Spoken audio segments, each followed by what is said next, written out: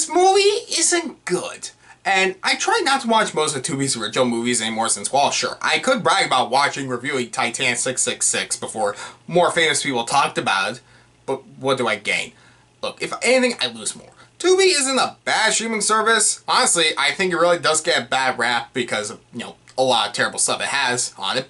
It has tons of movies and shows to watch for free with ads, no subscription service or an account required. And if you complain nothing is good on there, then you're probably the kind of person who complains that nothing is good on Netflix because, that's really your own problem, that you're not actually interested in watching any of the thousands of content to choose from. Like, you can't find one good thing to watch, or really, oh man, there's not that lot of good stuff in this sea of garbage.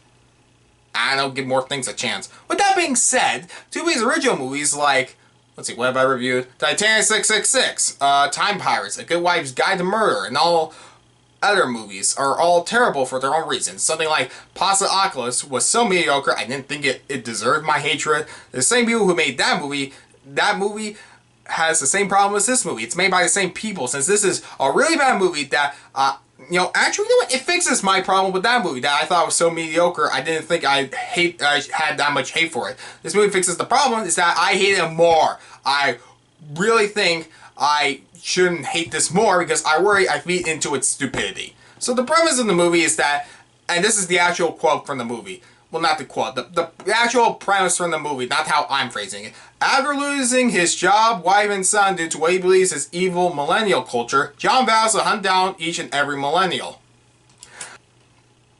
When I heard that premise, I thought it was a comedy how John, voiced by Chris Parnell, was in denial about being out of touch with the current generation.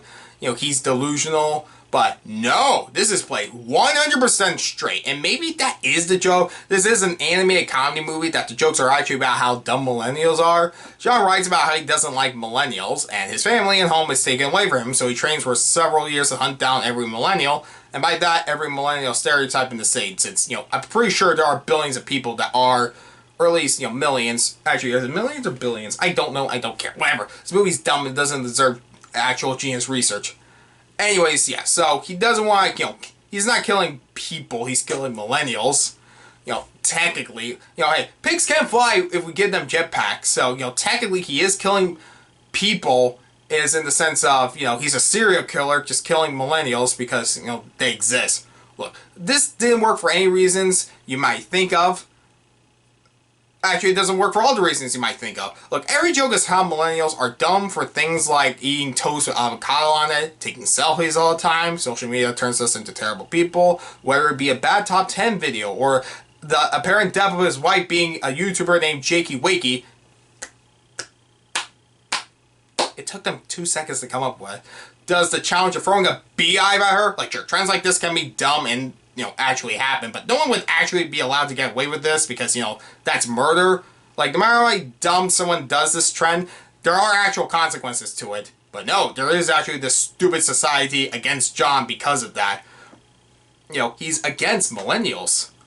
I guess I kind of chuckled at John's bloodlust once in a while, or the one joke that got a real laugh out of me was the sketch drawing on the news of John that was done in an anime art style. Like, okay, that was kind of clever and something a millennial would actually do. That is a bit, okay, that is something dumb but possible. But this is just the bare jokes you do with this den of a premise. I had the boss actually for a few minutes stop and question, maybe John is out of touch with this generation. Actually saying how the former generation didn't understand his, so it's the same. Like, this movie would actually be realistic in that sense, or pretend like it has something to say that matters. Like, no, it just exists for making dumb, stupid jokes. It exists for making stupid, dumb jokes. And Chris Parnell at least sells it as a lead. He doesn't sleepwalk through his performance. Though the animation is cheap and the daughter character looks somewhat like, okay, it looks like someone who grew 2 times her size minutes ago the whole time. Like, the proportions are really off. The jokes of this movie didn't offend me, and honestly, I didn't hate the movie. It's a bad idea and a bad movie, but this movie is 70 minutes including credits, and unlike Miguel Wants to Fight, the pacing is consistent, and the movie never drags, and the animation, while cheap, works for what it is. I kind of wish I hated the movie more since I got nothing out of watching this movie, which I guess I was hoping going in would be about the message about how out of touch people just are in denial about change. Like, I thought the premise was, going to be about the delusional aspect. Like, no, this is all real, and he's right for, all these reasons. Like, that could be the joke, but this is a bad movie that, if anything, might barely be in my top 10 worst movies of the year. And if not, I'll gladly forget about this movie since I can't think of a reason to remember it, and if I do, I'll forget soon enough. I give the Millennial Hunter a 4 out of 10. I don't know why I heard this character before. I know nothing about it, but for some reason I saw it was coming to Netflix and I was like, oh yeah, that's pretty much all I knew going in. So, doing research, Journey to the West is one of the most popular, if not the most popular novel in Asian history and culture, and I'm left with more questions than answers based on my research, and by that, me not caring enough to find those answers since I have more important things to do with my time. I guess. Or maybe I'm lesser because of that. Is that good enough of an excuse that I don't know. I'm judging the movie as is. I'm not the person who should nor shall I explain the character's origin since I really know next nothing, so I'm judging this movie as its own thing. That being a new animated Netflix film that follows the Monkey King on his journey I'll get back to that. The movie is written by Steve Bennick, Ron J. Friedman, and Rita and directed by Anthony Stacchi, who co-directed Open Season and The Box Trolls. In his first sole directorial role, and yeah, that's about it in terms of my intro. I don't know what else to say. So, the premise is that a monkey born from stone is very dangerous and wild, first being laser eyes, which end up getting the attention of the Jade Emperor in heaven, but Buddha tell him that he can't interfere with the monkey for reasons that I won't spoil, so keep that in mind. Keep that in mind. Growing up alone and shunned, now older, the monkey, voiced by Jimmy O. Yang, decides to prove himself a warrior and steals a magic staff, literally called Stick, throughout the movie from the Dragon King, voiced by Bowen Yang, to defeat a demon and, at first viewed as a hero and dubbed the Monkey King, while to be seen as more, decides to hunt down 100 demons and become a god.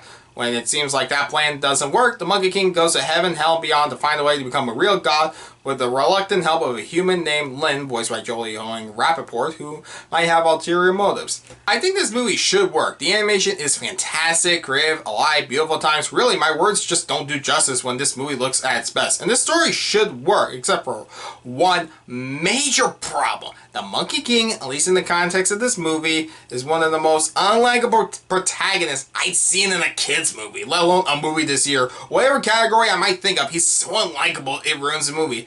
I don't know the story of the character that well, so if this is what he's like, fair enough, but that doesn't work for this movie. The Monkey King is an obnoxious, selfish, dumb, rude, inconsiderate prick who only wants the power to be better than everyone else, and only does good deeds if it helps him personally and not otherwise. At first, Jimmy O. Yang's performance made me like him enough for his arc of becoming more wise or humble, and made me laugh at a few jokes, but that's not how this movie goes. That's not the direction this movie takes off. Oh, okay, he's a jerk now, but he gets better as the movie goes on through his deeds or realizing there's more to life or whatnot. No, the Monkey King throughout is a terrible person. He's a terrible monkey. He's a bad character. Okay, he's a terrible character with godlike power, and I have no idea why I should root for him. Lynn at times tries proclaiming he's good at his heart or he just wants to be loved, but every action he takes says otherwise. He treats her like crap, never thanks her for anything she does to help him out on his staff, which talks, I'll be just to him. And I thought it'd be his moral compass or something. No, if anything, it's his enabler. And sure, if it shouldn't be in the bad guy's hands, yeah. But it shouldn't be in his either. If it were about him becoming a better person, this might be one of the best animated movies of the year. But it doesn't, because maybe other than one time Lin throws him in a position he has to save her or otherwise she'll die, he does something unselfishly that one time. If it followed by that becoming, nicer, but when she does something to him and he requotes his own words to him, he never acknowledges he's a terrible, terrible person. The locations, the action, the performances are all in place, and I should like this movie, but the main character is so unlikable. I don't care about him once I realized this character wouldn't get any better. During the climax, I thought it would do something to finally make me like him, or at least the ending they do go with. He accepted because he learned from his mistakes or felt bad for what he's done.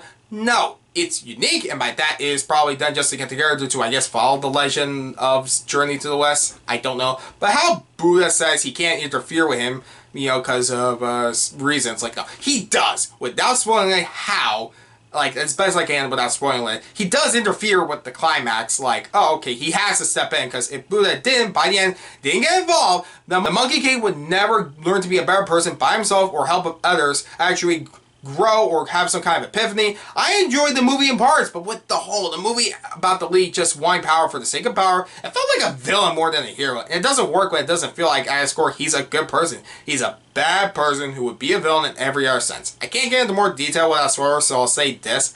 I wish I could say this movie is passable, because it should have all the elements. Just, I can't say this is a good movie for kids, because the character is a terrible role model. Something like Shrek, Megamind, Wreck-It Ralph, and character with an arc of being a flawed, but deep down he would do the right thing, and as kids they need to watch someone to go, yeah, I kind of can relate to this, but I could be like him, I can get better.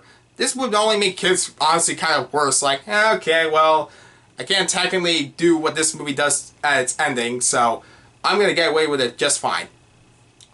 Yeah, it sounds really fake the way I'm saying it. Look, I really wish the movie fixed this one thing, because otherwise, at best, it's average. I really wish I could have liked it more because of that. I don't know. Is it the worst thing to sit through again? Probably not, but I really hate this movie for that one mistake it makes, because, I don't know. There are so many other movies. This year, Pneumonia. I think Pneumonia is what this movie should have been. And it's not.